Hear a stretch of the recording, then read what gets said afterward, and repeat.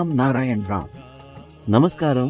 ఈ ప్రత్యేక ఎపిసోడ్లో మనం మతం గురించి చర్చించబోతున్నాం. కొంతమంది తమ సనాతన మతం గురించి చెప్పుకుంటారు, మరికొందరు తమ ముస్లిం మతం గురించి, ఇంకొందరు క్రిస్టియన్ మతం గురించి. కానీ మతం అన్నది విభజించగలిగే ఒక వస్తువా అని మీరు ఎప్పుడైనా ఆలోచించారా? నేటి పరిస్థితుల్లో ప్రతి చోట మతం పేరిట పోరాటాలు జరుగుతున్నాయి. ప్రతి వ్యక్తి తను మతాన్ని రక్షించాలనే, అనుసరించాలనే ఆసక్తి చూపిస్తున్నారు. ఇక్కడ ముఖ్యమైన ప్రశ్న ఏమిటంటే, మనం మతాన్ని రక్షిస్తున్నామా లేక మతం మనల్ని రక్షిస్తుందా? సమాజంలో కొందరు ఇప్పటికీ పోల్చి పాలించు అనే రాజకీయం ఆడుతున్నారు. మేము కూడా ఈ వ్యూహానికి లోబడిపోతున్నాం. మనం లోపల నుంచి బలహీనంగా మారిపోయాం.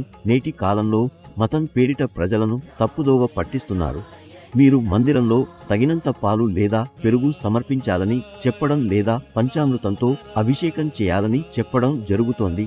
కానీ నిజానికి శ్రీరాముడు లేదా శివుడు ఎప్పుడైనా తమ విగ్రహాన్ని 5 లేదా 20 లీటర్ల పాలతో అభిషేకం చేయాలని చెప్పారా? ఇది సమాజం యొక్క దురదృష్టమే. ఒకవైపు ఎందరో పిల్లలు పేదరిక రేఖ దిగువన పస్తూ జీవితం గడుపుతుంటే, మరోవైపు కొంతమంది మందిరాల్లో లీటర్ల కొద్దీ పాలు, పెరుగు, పంచామృతం అభిషేకం చేయడం జరుగుతోంది. ఇదే మతం యొక్క అసలైన నిర్వచన. ఈ విధంగా పాలు గట్లలో కరిగిపోతున్నాయి. పక్కనే పేద పిల్లలు ఆకలితో అలమటిస్తున్నారు. ఇది ఏ విధంగానూ మతం కాదు, దేవుడు. ఈ అన్నింటిని చూసి ఆనందిస్తారా? నేడు సమాజంలో ఎక్కడా సమానత్వం లేదు. పోల్చి పాలించు అనే తత్వం ప్రకారం కులం పేరుతో ప్రజలను విభజిస్తున్నారు. ఉదాహరణకు, ఒక వ్యక్తి మన ఇంటి వంట గదిని శుభ్రం చేస్తాడు, మరో వైద్యుడు శస్త్రచికిత్స చేస్తాడు. వీరిద్దరిలో విరుద్ధత ఏమీ లేదు కదా. కానీ ఆ వ్యక్తి శుభ్రం కడిగి వచ్చి మన వద్ద కూర్చుంటే సమాజం ఎందుకు అభ్యంతరం చెప్పుతోంది?